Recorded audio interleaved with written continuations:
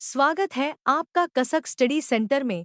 भारतीय मूल की अंतरिक्ष यात्री सुनीता विलियम्स और उनके साथी बुच विल्मोर बीते 2 महीने से अंतरिक्ष में फंसे हैं।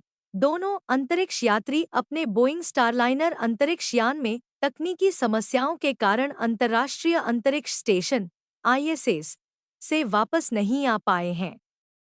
अब नासा के सामने इनको सुरक्षित वापस लाने के लिए कुछ ही दिन बचे हैं।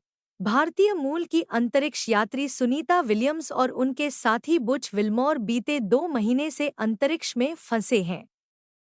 दोनों अंतरिक्ष यात्री अपने बोइंग स्टारलाइनर अंतरिक्ष यान में तकनीकी समस्याओं के कारण अंतर्राष्ट्रीय अंतरिक्ष स्टेशन (ISS) से वापस नहीं आ पाए हैं। बोइंग स्टारलाइनर दोनों अंतरिक्ष यात्रियों को 5 जून को ISS में लेकर गया था।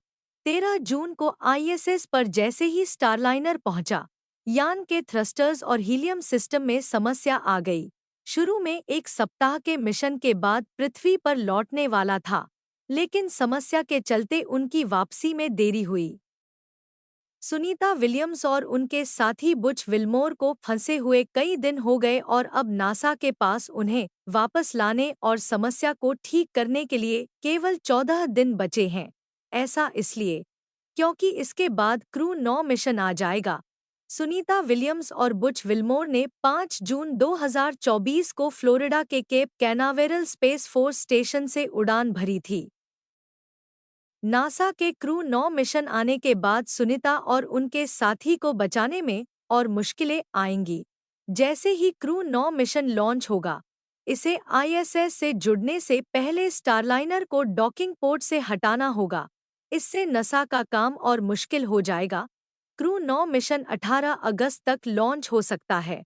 सुनीता विलियम के मिशन स्टारलाइनर को उसकी पहली मानवयुक्त उड़ान में परखना था, जो बोइंग के वाणिज्यिक क्रू कार्यक्रम के लिए एक महत्वपूर्ण मील का पत्थर है।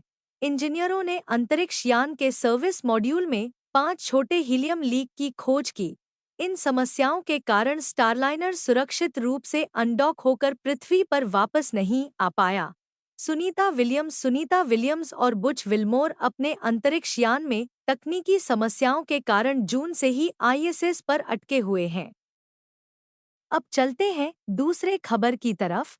जम्मू कश्मीर सरकार ने नार्को आतंकवाद से जुड़े होने के आरोप में 6 कर्मचारियों पर सख्त कार्रवाई करते हुए उन्हें नौकरी से निकाल दिया है। अधिकारियों ने शनिवार को यह जानकारी दी। एक अधिकारी ने बताया कि 5 पुलिसकर्मियों और एक शिक्षक को ड्रग बिक्री के जरिए आतंकवाद के फंडिंग में शामिल होने के आरोप में नौकरी से निकाल दिया गया है। उन्होंने कहा कि LG गवर्नर मनोज सिन्हा के नेतृत्व वाले प्रशासन ने इन कर्मचारियों को नौकरी से निकालने के लिए भारत के संविधान के अनुच्छेद 311(2)(c) का इस्तेमाल किया है। उन्होंने कहा कि उनकी जांच से पता चला है कि वे पाकिस्तान की ISI और उसकी धरती से संचालित होने वाले आतंकी संगठनों द्वारा चलाए जा रहे नार्को आतंकवाद नेटवर्क का हिस्सा थे।